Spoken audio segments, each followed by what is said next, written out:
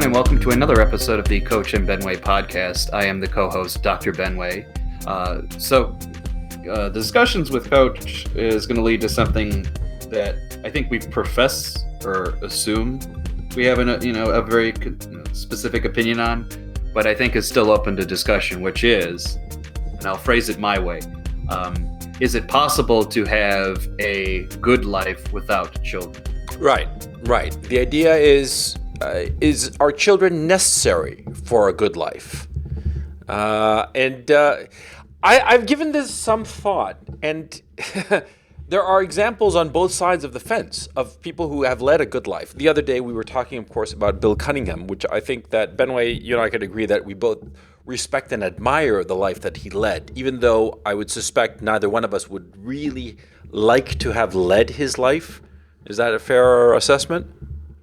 Well, his life required a lot more than I think the vast majority of people, including myself, were willing to commit to. Yeah, in the sense of the minimalism of the life that he had decided to lead. Because it sounds on the outside very exciting, an exciting life. You're in the center of New York, putting your photo essays in the New York Times, and you're getting invited to all the coolest soirees and all the rest of it.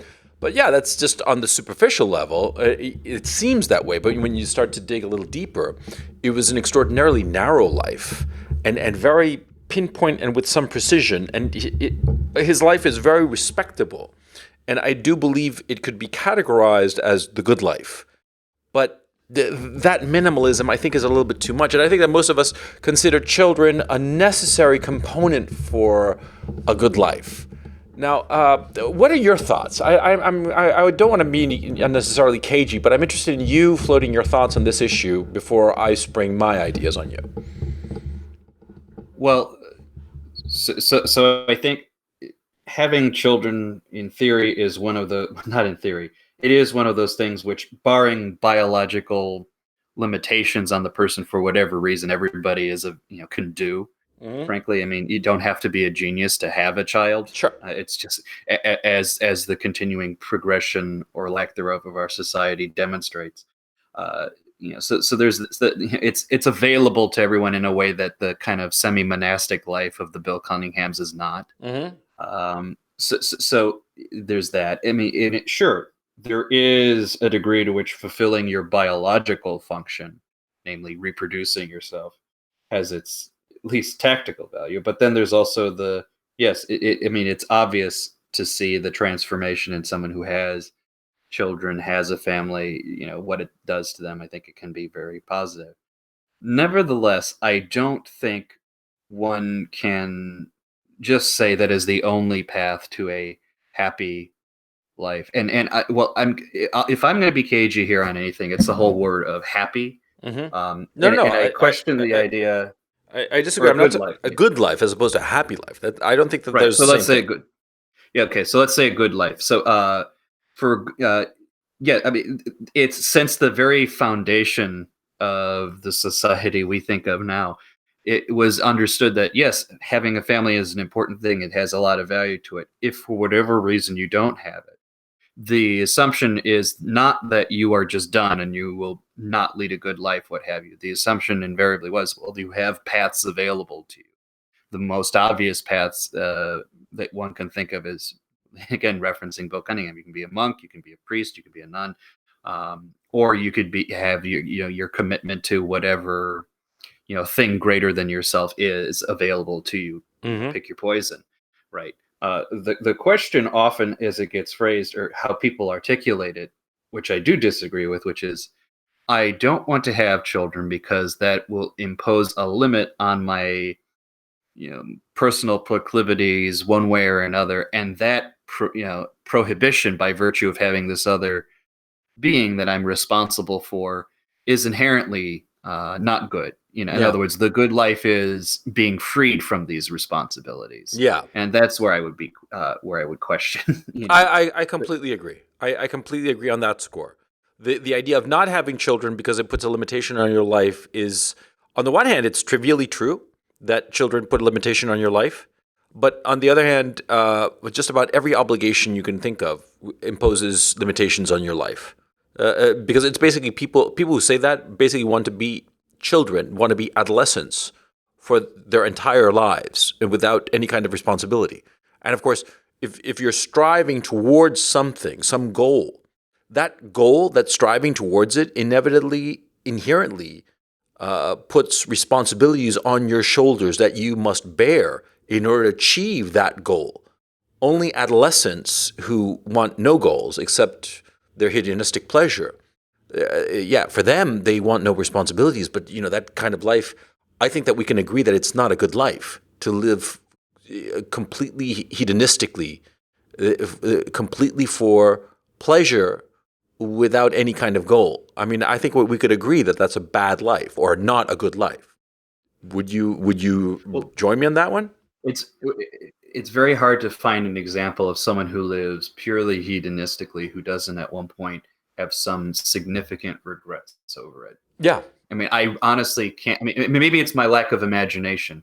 I can't think of too many who would go out of their way to really affirm this was a very big success in my life to lead a life of pure hedonism. And think Oscar Wilde's life doesn't end happy. No. Nobody's does. None of them do. Yeah. Yeah. I wouldn't even. I was about to say, well, I guess who are the other examples of people who just literally live purely hedonistically, and they're harder and harder to come by because every person I can think of, even if they don't have children, has some sort of higher thing that they dedicate themselves. And I was trying to say, well, maybe Andy Warhol, and one, Andy's life doesn't end happy, and two, he still is dedicated himself to his artistic goals, and despite what we would like to pretend otherwise, the church, he was a devout-ish Greek Catholic, I think. I thought he was Polish Catholic. I could be wrong. No, maybe he was some form of Orthodox Catholic. I forget which church it was. Maybe you're right. Maybe it was one not of those. Important. Yeah. What we can agree upon is that those people who were famously hedonistic, they never came to a good end, and they always seem to have regretted having lived their entire lives hedonistically, unless they happened to have been killed off before they had a chance to have regret. I'm thinking of Lord Byron, quite frankly. Lord Byron, I think, would be the kind of guy that you could say, oh, he lived hedonistically, but at the same time, he had great artistic ambitions.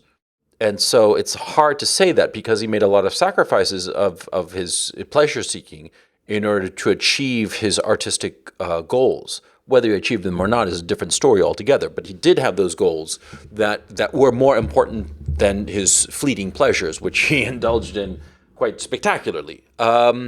I mean, I'm not, look, when we talk about this, I'm not saying that hedonism, even the periods of life that are hedonistic, are necessarily a bad thing.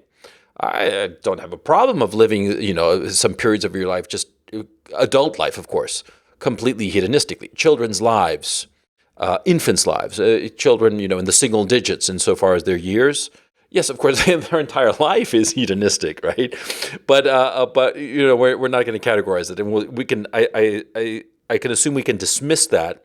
And when I refer to adolescent behavior, I mean adolescent behavior among grown people who are above the age of 21, people who should know better, right? So anyway, my thinking is that a good life necessitates a goal greater than yourself.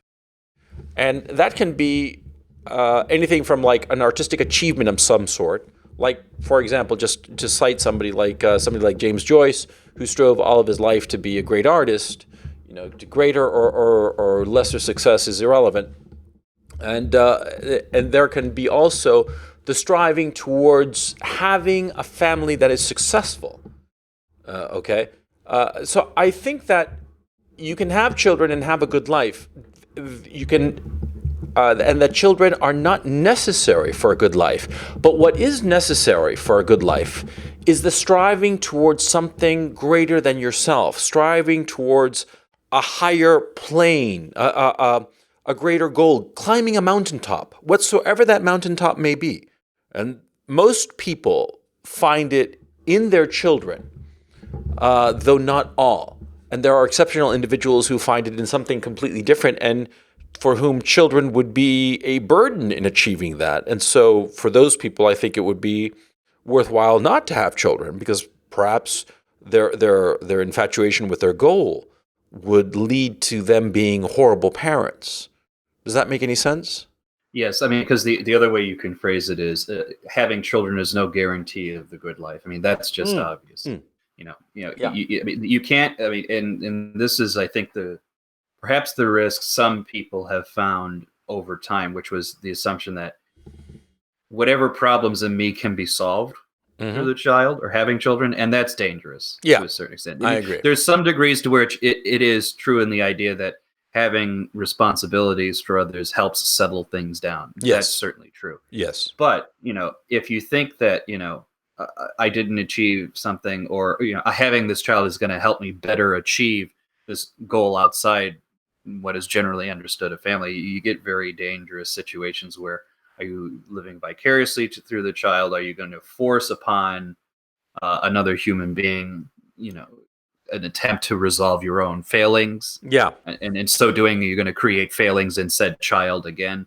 This is always, and I feel like this is for fathers.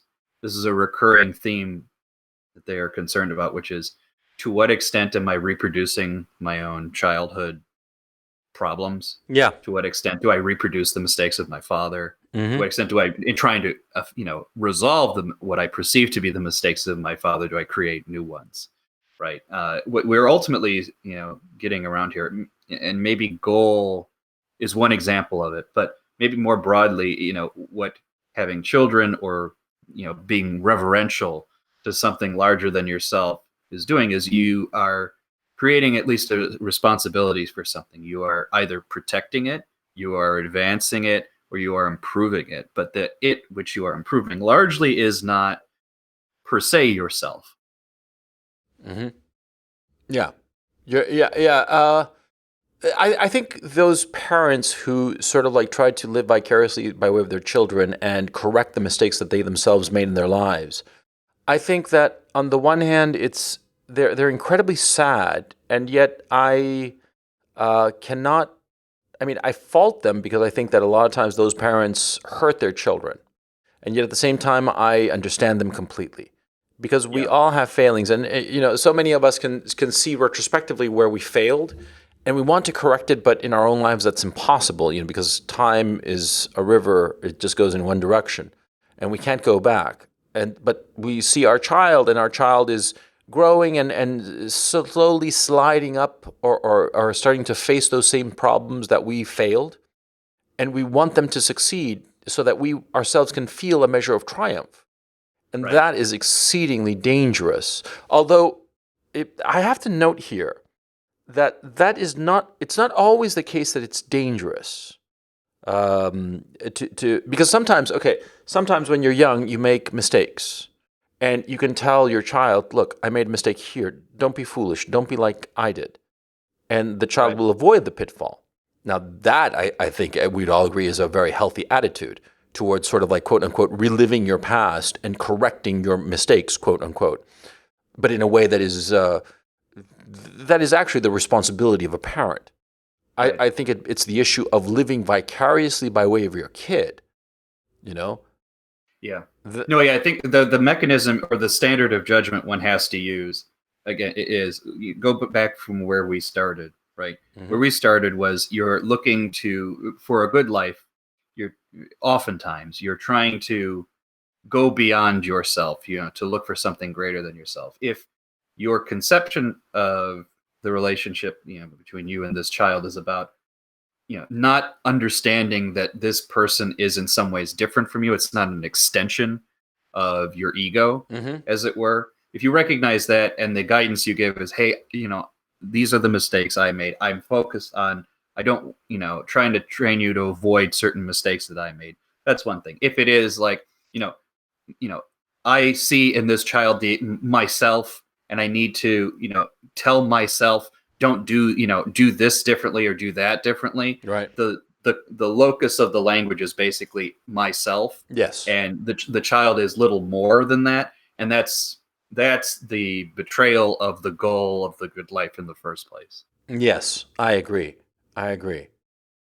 Uh, uh, yeah, but ultimately, the notion of the good life, I think the issue becomes really, it's not so much of having children or not having children. I think it's the issue of being conscious of what you're doing.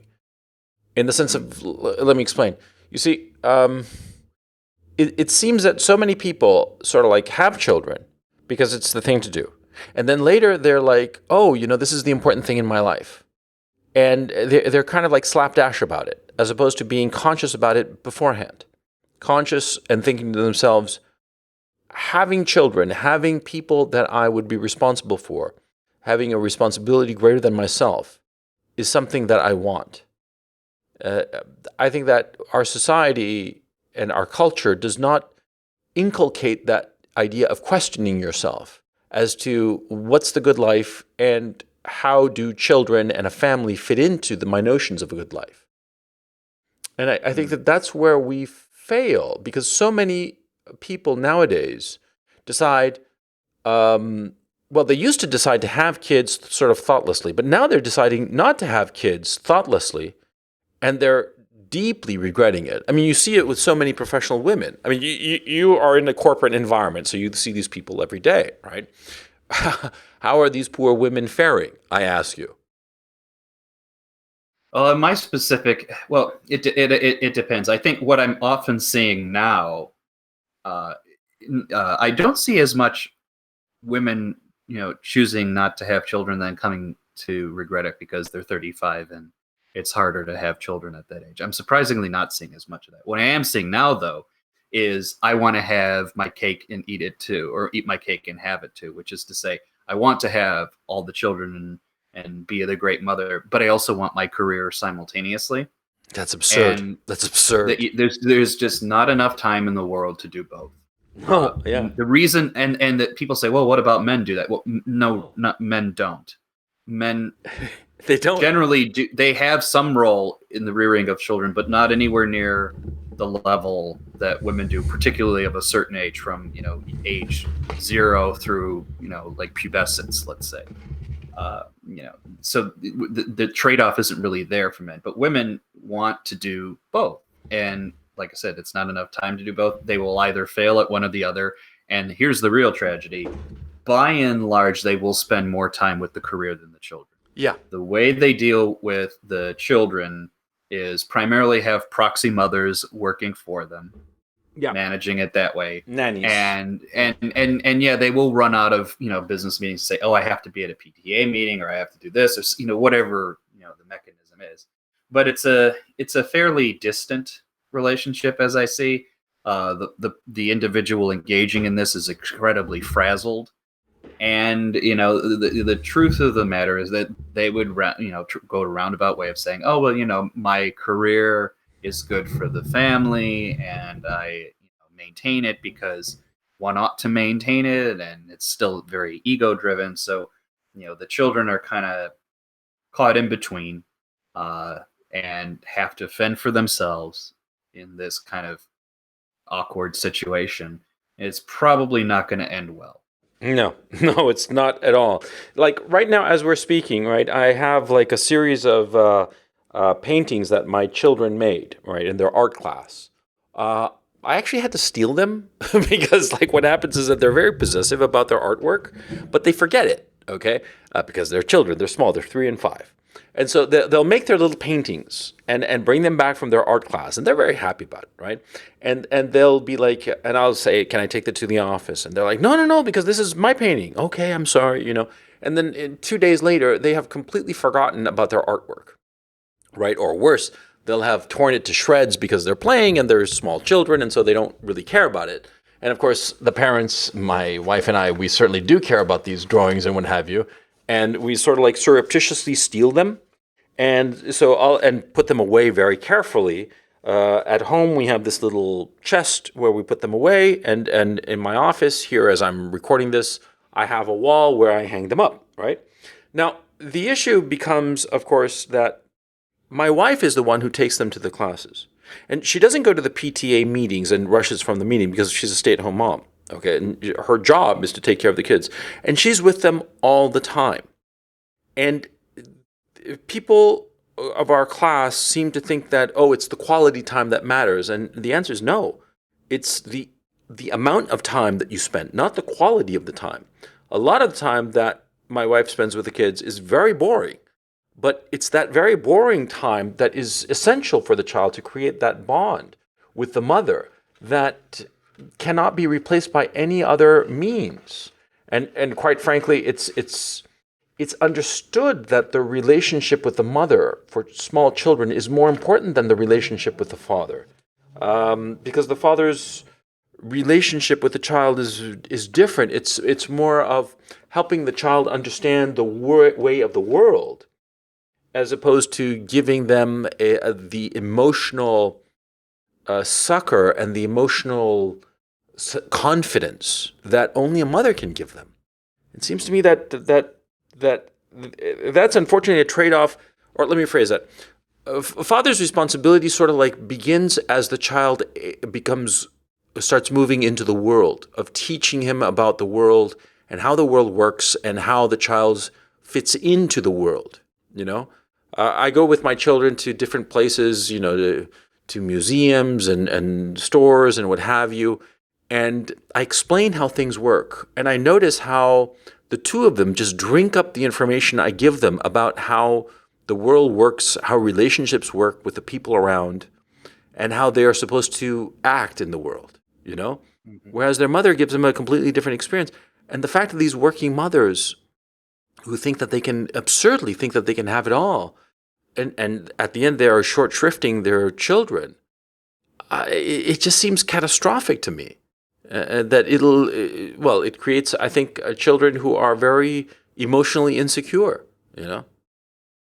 Well, I mean, just imagine the relational distance between son and mother, daughter and mother, son and father, daughter and father, in the various royal families, where Mm. by intent, the distance between the child and the parent is made manifest, right? There very few healthy relationships in royal families become of that, and part of me thinks that that must be designed so that there is a kind of callous indifference to the death of your predecessor, so you can be a more successful successor uh, to them. I don't know, maybe, or maybe yes, maybe so, but Mm. let's just all you have to do is look at certain families that are run that way to see kind of where the end results are. Yeah. So that's kind of very, that's interesting to me. But it also, when you talked about your role as a father, is in some sense, readying said children for the world at large. That does remind me of one of the key proxy roles you could have for developing a good life, which is the importance of the teacher role. And I know, just by virtue of our public school system, that kind of gets denatured a lot, Mm-hmm. and we certainly make fun of the college system again because it's a denatured form. But historically, that was a very important role. The tutor, right, to the children. You, for whatever reason, even if you may not have children of your own, instruction of children to be prepared for the broader role is a respected, path to the good life. It's not surprising that the Catholic Church, amongst others, was just very strong on just building those institutions and having people fill those roles, Mm-hmm. to have kind of a successful, achievement, as it were, of something bigger than yourself. Again, it's still related to children. They're just not necessarily your children, but that relationship, bond, is actually very important. I mean, everybody who has read or has been familiar with the development of, for example, the English, teaching system, knows that the headmaster and the teacher and the tutor of children is like a very important role, a very influential role, Yeah. just particularly for the young boys. Yeah. How can I put this? Uh, I don't understand the women who are so willy nilly leaving their children behind in the care of strangers to pursue a career that will help no one but some faceless corporation. I do not understand that. And that notion of fulfillment. Yes, of course, you can find some fulfillment in work, but it's cold comfort when compared to the warmth of a family. And for the most part, most men would prefer to stay home with the kids and the wife and the family, and spend more of their time there. They sacrifice their time at work, at their careers, in order to bring in the money for the family.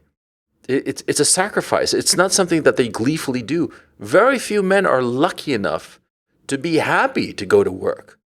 The vast majority of men view it as a sacrifice, and a sacrifice that they're willing to make in order to provide for their families. And so women who are fool enough to pursue a career where they wind up having to pay most of their salary to the daycare provider, most if not all of their salary, and in some cases, I know for a fact that they are actually working at a deficit. The child care is more expensive than the salary that they bring in. So the husband has to chip in order to make ends meet, insofar as that equation is concerned. It just seems absurd that they are doing something that men hate, and for good reason. I mean, like, let me ask you, quite frankly. I don't mean to put you on the spot, but frankly, do you really enjoy going to work? Or is it a sacrifice that you make in order to provide the means for which to lead a better life for yourself and for your family? I mean, it's a leading question, but I don't. I'll withdraw the question if it's a bad question. You'll get a slightly different answer if you ask me my function. Basically, are the things I'm doing objectively interesting? I would say yes. Is the particular place at any given time, I'm working at, interesting, worthwhile? It's always a TBD question. That's why people switch jobs, but maintain their profession. Yeah. Career. So that's one thing. But you had mentioned, the idea of women. Why are women sacrificing the family for their career? I'll tell you an interesting story. This was at my former job. This was around the time that Marissa Mayer, famously she was formerly with Google, right? Switched over to become CEO of Yahoo. Right. And made a hash of that. And made a pretty strong hash of that. Well, several years ago, there was a notable moment in the cult of personality that was built around her, where she was pregnant. She had her kid, but she didn't take maternity leave. She went right back to work and this, that, and the other. And she tried to say, like, oh, don't necessarily take my life as a lesson. But I was pissed off, and I had talked to another colleague of mine who was a woman. Mm-hmm. And I said, I got to be honest. I thought that, she gave a very bad example to everyone, because she basically made it seem like there's something wrong with you for taking maternity leave. Right. This woman fundamentally agreed with me. She says, yeah, I think people are going to look up to her regardless of whether she thinks she did the right thing or not. And it was a really bad precedent. And what was interesting is this colleague of mine who noticed that, who agreed with me, I'll tell you, in future life, she had children, but she's not working anymore. She stopped working. She had the children. Her husband, I think, is like on his path to like professorship of whatnot. And I have no doubt in my mind that she is the happiest of the lot of that cohort that I was in, at least amongst the women. Mm-hmm. Right. Because I know that she said, intentionally, she's rather, I was going to have a family, go home, take care of it, and that's kind of what she wants to do. Did she, sacrifice income? Sure. I mean, she was in the same career path I was. She sacrificed a lot of money to do that. But I have no doubt in my mind that she's happier for it. No doubt. And whereas the other girl I know in that cohort who became a lawyer at a very big, respectable firm, I have no doubt that she is as miserable as completely can be. Her whole idea of success in her life was basically being a successful lawyer so she could buy haute couture. That's really all she wanted. That's horrifying. I'm sorry. It's really fucking horrifying. That's what she wanted. She wanted haute couture. God. Yeah. Damn. That's well, okay, so there's an adolescent life. A life where she sacrificed the possibility of having children and all the rest of it because she just wanted some material possession that's trivial. Jesus Christ, that is really fucking funny. I mean, it's such a small bore ambition. Oh, I want clothes. That's why I'm working, because I want expensive clothes. That is just sad, if you ask me. I'm sorry. I'm really surprised. Well, and I don't know if this has anything to do with it, but the woman who decided that she was going to stick to the family, build it up, she's Jewish. and the woman who wanted haute couture, I don't think she's Catholic. I think she's Protestant. She's the typical, upper middle class, if not higher class American. Take of that what you will, but that is one of the details. Well, I think that Jews have a very strong sense of not merely family, but of building a family. And they are more than willing to make a lot of sacrifices for that family. We in our crowd, we're sort of like sick and tired of the whole Holocaust talk, right? But because of that talk, the Jews really go out of their way to procreate and have families and sacrifice their, quote unquote, sacrifice their professional lives in order to have that family, because they have that sense of obligation that they can have children, whereas so many of their ethnic group were killed and therefore could not, and so it would be remiss of them to not procreate and grow the tribe, if you will. Girl example I gave, she's very close to her mother as well, and you could tell that the continuing family relationship relative to the children is there. I think there's also an extended family relationship that's a big deal as well in her case. Now, not all Jews are like that. Some Jews hate, famously don't like their mothers, don't like their families, kind of dissolve as well. But this tendency still exists within particularly more religiously minded members of the society. Well, I think that it's a healthy thing. And look, what I have noticed is the following. Most people, the vast majority of people, I'm talking 95% of the populace, will never be fortunate enough to come up with a great goal for their lives. They will simply have humdrum lives. And so them having children is a good thing. Because it gives their lives purpose and their lives meaning, and it takes them away from the drive to a hedonistic spiral, a hedonistic death spiral.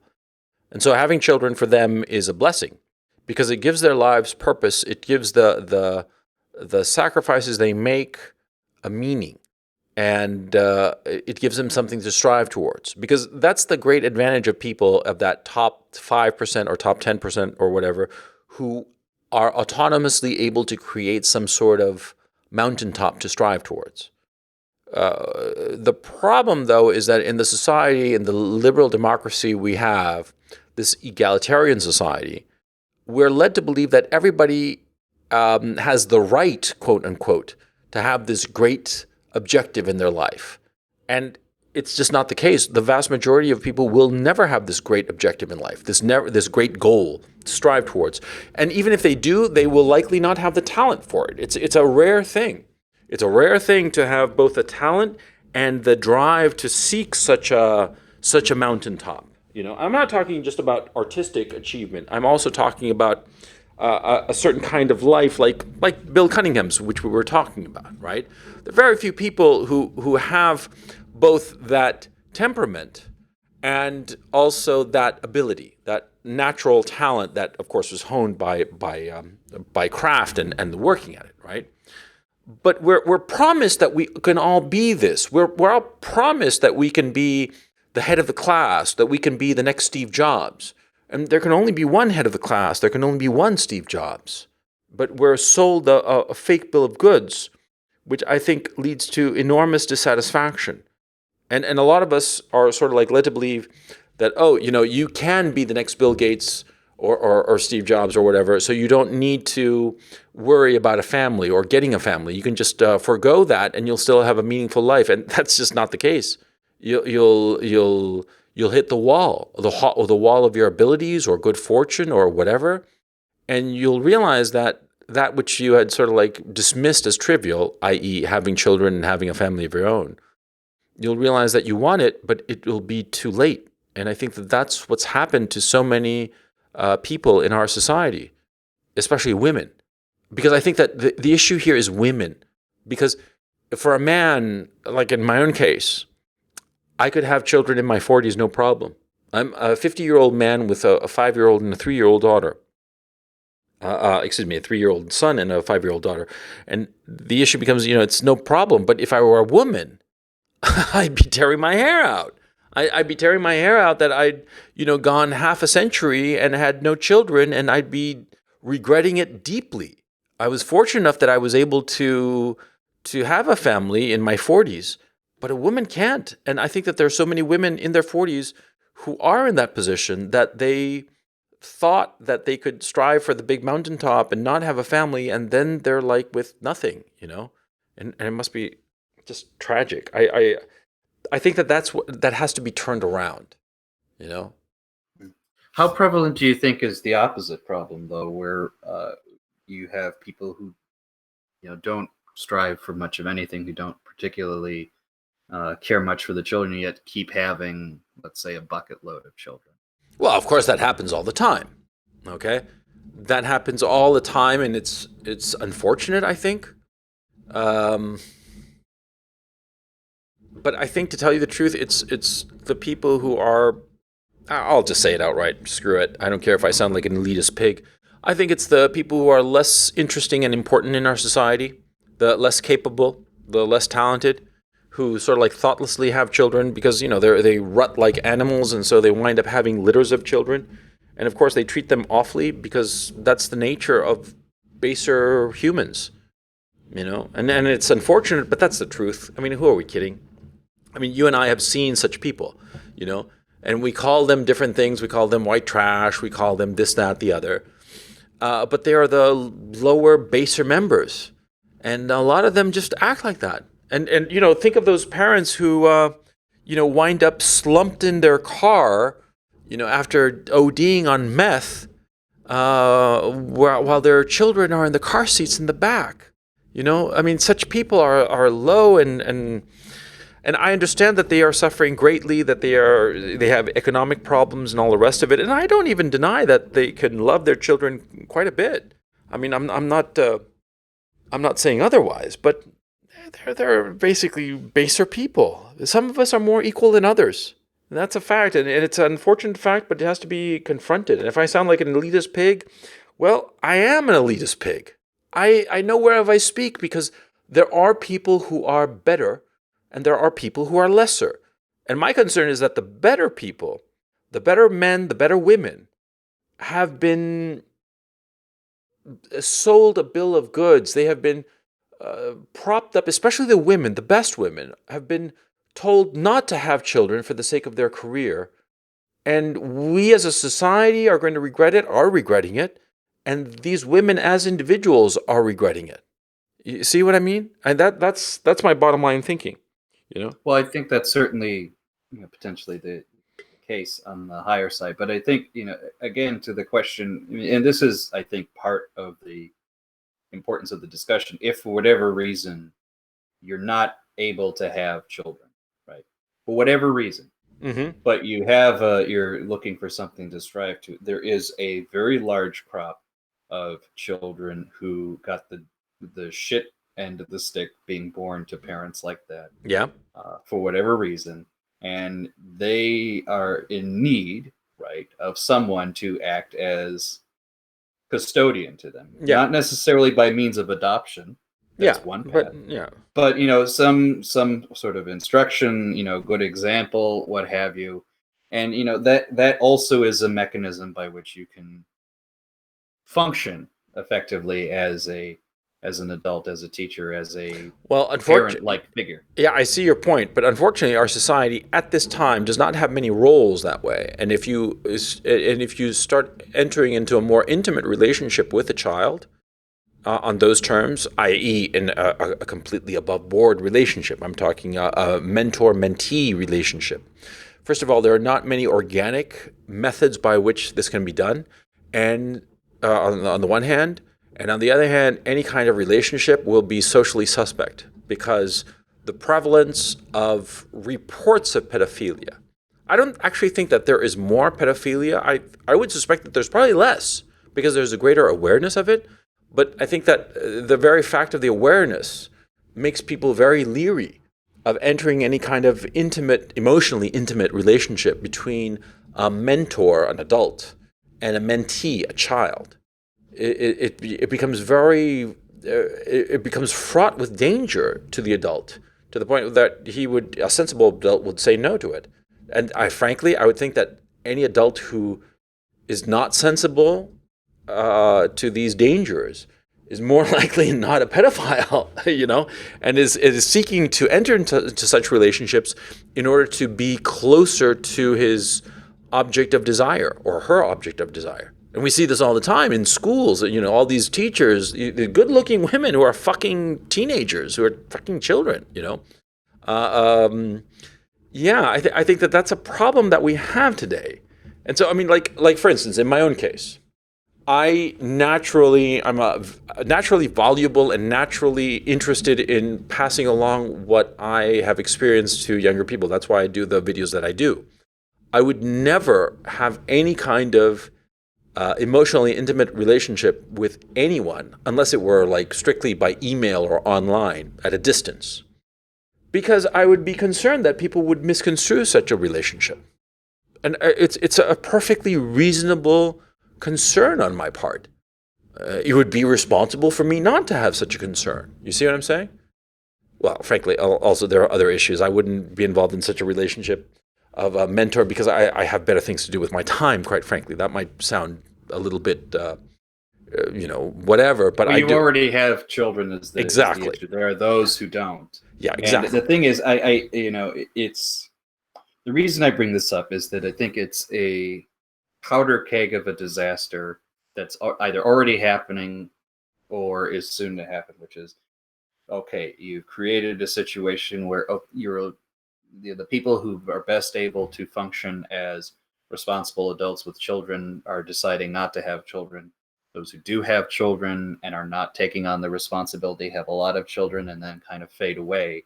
Those children that have nowhere to go and all of the mechanisms what we ordinarily would have had to provide guidance for them is now broken down because any kind of relationship is suspect. You just basically are creating swaths of the population who have no guidance, have no relationship to someone who can help them, achieve a good life, if you will. Yeah. And so you are reinforcing the worst mechanisms. And not only that, it's generally people who are not going to be prepared to be successful in any way. And I don't even necessarily mean in a traditional sense. I mean, like being able to just generally function in society. It's going to basically implode the situation. Right? Because there will no longer be a concept of a good life other than pure. I think that we are already there, that the concept of a good life is gone. Yeah, I think we're there already. Well, I mean, I don't know that the concept of the good life is gone. We're able to talk about it, but no, obviously. Is it broadly applied or is it broadly adopted? No. That's what I mean. Of course, the concept of the good life is eternal. I mean, Berkeley and the tree falling and all that. But no, the vast majority of young people, especially the best young people who are the smartest ones and the most capable, they're not considering this question. They're not taught to consider it. And I think that's the tragedy, because the best students, they're taught all kinds of balderdash. I get alumni notes from my college, right? And the things that they are teaching, the teachers there, the positions that they have are very absurd. There's cultural studies in Harry Potter and crap like that, for crying out loud. I mean, I'm exaggerating, but only slightly. It's just absurd. And the notion of the classics, the notion of taking the classics seriously. We're going to be doing an episode on Alan Bloom and the two great books about him or by him, The Closing of the American Mind and Rabelstein by Saul Bellow. And so this is a little bit of a sneak peek at that issue. Well, Alan Bloom was all about the good life and finding the good life and what did it mean. He had a certain conception of it. I'm realizing that my own conception is different from his, and we'll get to that soon enough when we do that episode. But that idea of the good life, 30 years ago, when Alan Bloom wrote The Closing of the American Mind, there was still that notion, and a lot of people sort of like dismissed his concern that, university students would forego the searching of the good life. But now, none do. All they're concerned about is The search for the good life has been reduced to, will I get a good job on graduation so I can pay my student loans? And, how many credits do I need to graduate? That's how it's been reduced, it seems to me. I mean, there's always pockets where it still exists, but it gets harder and harder to find them. And I think one of the prefers pleasures you're going to experience if you go to any college, but particularly an elite college, is getting those, college newsletters or college magazines and realizing how better you are than the system is today, and then kind of like scoffing it off. Yeah. It's one of the small pleasures you will get out of life. Trust me, I get, because I have the same reaction through my university magazine. In fact, I think my university now has 3 magazines that they send me. God help us all. And like one is just the standard shit, which still has articles like you said. The other is more student oriented with even more bullshit about like, oh, yeah, I'm creating a transgendered intersectional reading group of whatever, and you're just wondering why are you telling me that? Does it matter? And so on and so forth. But yeah, that it's not, and it isn't anything that we haven't seen coming, right? I mean, Alan Bloom's book was written in the late 80s, I think. 86, yeah. 86. Okay, yeah. So that the year of my birth. It's Mm-hmm. 30 some odd years in observation that it was coming, if not longer. No, I think it's catastrophic. And so, yeah, there are a number of look. I have to be self-aware. I look at my own audience, and the audience of kids who leave comments. Comments are left by 3 classes of people. Number 1, people who really despise my stuff. Number 2, the people who are just trolling. And number 3, the people who are really moved by it. Okay, it's the ultimate expression of the tyranny of the minority. Okay, and when I look at the ones who are really moved by it, which I'm very fortunate is the majority of the comments that I get on my channel. You can tell that they are hungry for some kind of guidance. They are hungry to make sense of their lives and figure out a direction for their lives, and they don't know. They don't know where to go.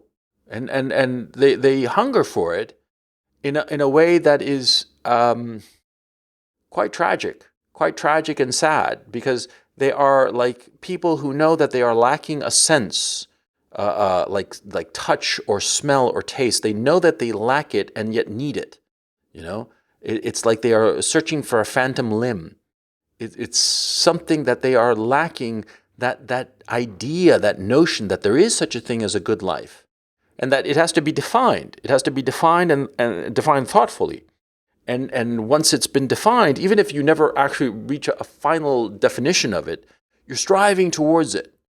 And that striving towards an ideal, they've been deprived of that, because all they've been given by their teachers, by their parents, by everybody, is that they just have to make money and buy shit.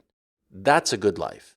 And I find that just so sad, because at this point in my life, the other day I was on Amazon and I was purchasing a few things, and because of the issue of customs, right? If you buy up to $150, euros rather, you don't have to pay customs. And so I was filling out an order because I was buying some coloring books for my kids, and there was like $50, $70 left over. And I thought, well, what do I want to buy so I can fill up the quota of something I need? I started thinking to myself, what do I need? And I couldn't think of anything. I don't need anything, materially speaking. And it's not that I live an incredibly extravagant life, that I have all these things, but it's that material things are no longer important to me. Then they haven't been important to me in quite some time. What matters to me are other things, things that I do, things that I achieve, but they are intangible. They are not things that can be purchased. And they are the things that are most valuable to me.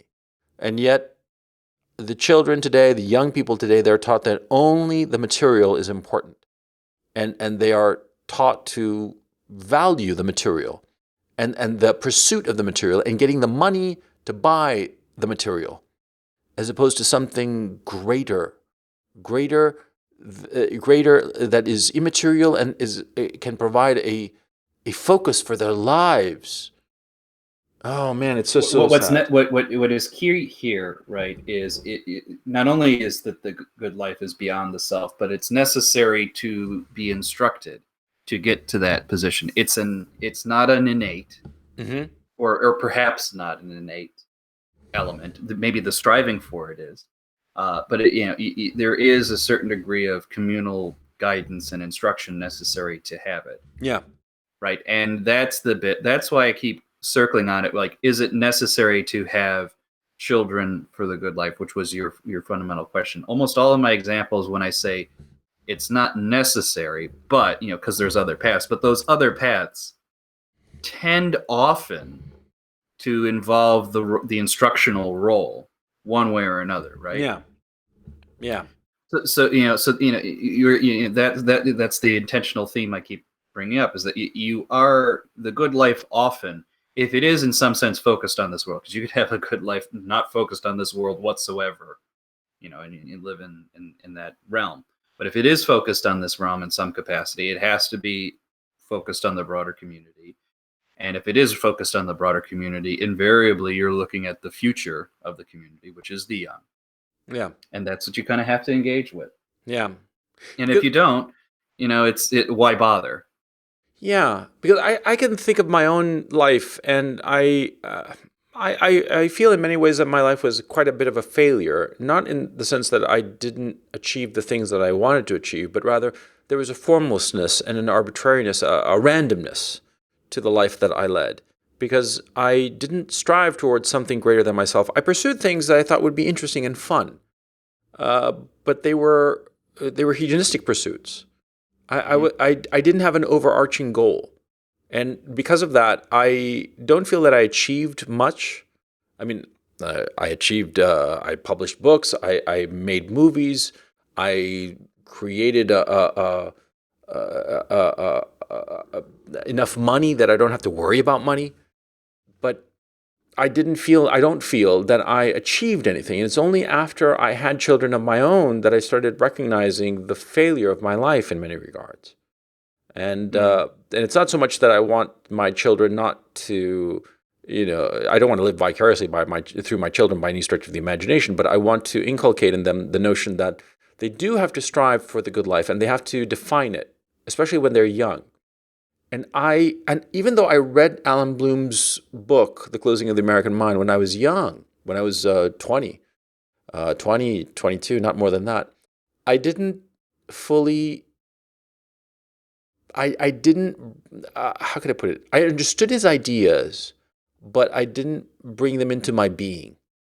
Because had I truly understood his ideas, or truly brought them into myself, I would have uh, tried to formulate the good life in a way that I failed to do when I was young, and to which I regret now very much. And I recognize that, yeah, you do need a sort of mentorship, a mentorship of somebody who's been there.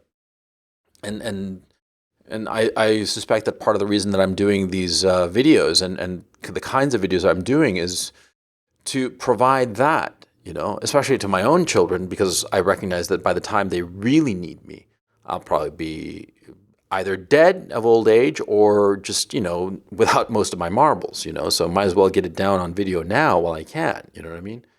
But Mm. it's deeply disturbing, that notion that I myself grew up adrift. It's deeply disturbing, and it's upsetting and angering, because had I been given the proper direction, not like told what to do, but just rather told, okay, you have all of these options. Think through how you want to handle these options, because there are tremendous opportunities that you have, and you can, you know, create these opportunities and assemble them in such a way that it builds something long lasting and greater than yourself, and a vision greater than yourself that you will be proud of, right? And I didn't do that. I went from opportunity to opportunity, just enjoying it and then leaving it behind and moving on, as opposed to taking each opportunity and assembling them into a structure, into a building. You know, I failed in that regard. That's my feeling, and I feel disappointed in myself and disappointed in my society that failed to sort of like tap me on the shoulder and say, listen, pay attention. Okay, because these great opportunities, they're not like a merry-go-round or rides at a county fair that you get to hop on one, enjoy it, and then hop on the next. They're building blocks. If you're aware that they are building blocks, if you're conscious about how you're going to build one on top of the next, on top of the next. You see what I'm saying? Yeah. Yeah. Yeah. Pretty. Well, I mean, it's just that this is ancient, right? That's Yeah, yeah, it what's is. uh, what's um, what's so troubling. Well, I guess maybe not troubling, but it's just known. Uh, there's an ancient notion of how one prepares someone to enter the world, and we keep building on it. Yes, we may do our modifications along the way, but it's pretty much the same structure, and it feels like now more so than it has been in some historic past, we feel like, well, now we have to justify this exercise Mm. somehow. Like, what should come natural is now like, oh, hang on, well, is it really that case? Whatnot. That's my concern, and I could be completely wrong. I'm sure there are historical moments where people went through this exact same notion of like, well, what's the point? Not necessarily what the good life is. That continues to be, adjusted or fine-tuned over time. But even the very notion of someone will be there to help guide you in some capacity, you know, if there is, and this is why I think other people respond dramatically, and certainly I do at times, to when you see those. Generally, the photo you get now is there's some sort of transgendered, or not even transgendered. There's some sort of transhuman guy, guy literally dressed up as a monster or some kind of creature, teaching little kids, in school that, hey, it's okay to be different and do whatever you want. It's literally like having a ghoul show up and say it's okay to be a ghoul Yeah. to young kids. I mean, Yeah. you'll see these photos; they get shared around all the time. I have no doubt that they're real, you know, and that's kind of where you're at. Yeah. Yeah. Yes. Yes. Very much so. Look, I think that we've tried the patience of our listener once again, quite a bit. So let's call it a podcast. Um, yeah. Because okay. So bottom line issue: uh, children aren't necessary for a good life, but the very fact of their existence can clarify.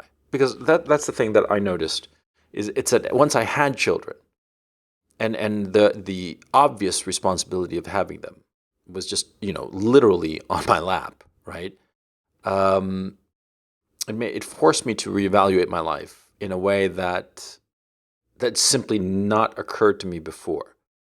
And to tell you the truth, it was quite dispiriting in many regards because once my children were, like I said, sitting on my lap, all of a sudden I realized the mistakes I'd made with my life, the mistakes that I could not take back, and the missed opportunities, the squandered opportunities, and I deeply regret that. And it was because of the responsibility of children, because you need to take care of them, you need to provide for them.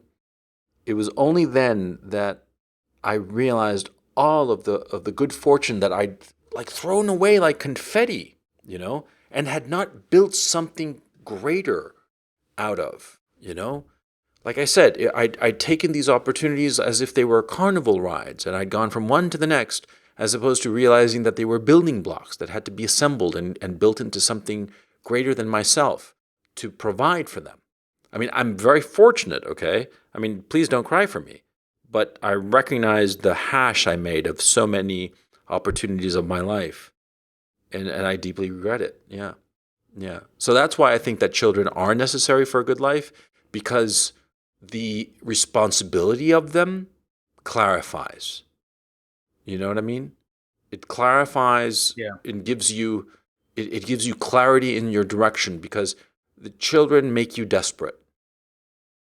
Do you see what I mean? Well, it just very clarifies your responsibility beyond the self. Exactly. Very, Exactly. very dramatically. Yeah, exactly. Exactly. Yeah. And At that, least it should. At least it should. well, Let's yeah, put it I mean, that way. like, we're talking about normal people here, right? But yeah, that's my feeling, you know? I guess it's a weird question because on the one hand, I think that they are necessary to clarify, but they are not necessary for a good life. That's right. You Right. see what I'm saying? Yeah, that's my conclusion. I don't know if you have a conclusion you'd like to share on this issue. No, I mean that I think that kind of states it very well. I think yes, it has a very profound influence on leading a lot of people to a good life. There are some people who don't necessarily need that mechanism to get to a good life. There are others who know fully well that it would be a terrible life decision if they had children for whatever particular reason, and then they made, in some sense, they made the right decision on that, not necessarily hedonistically. It certainly is going to depend situation by situation. However, I do think there is a recurring theme in which one of the key main paths to get out of yourself is the responsibility to the future generations. And oftentimes, whether you have children or not, your relationship to them will be very critical and valuable and perhaps illuminatingly beneficial. And so, on that note, I'll leave the final word with Dr. Benway. This has been the Coach and Benway podcast. Thank you so much for listening, and we will catch you next time. Take it easy.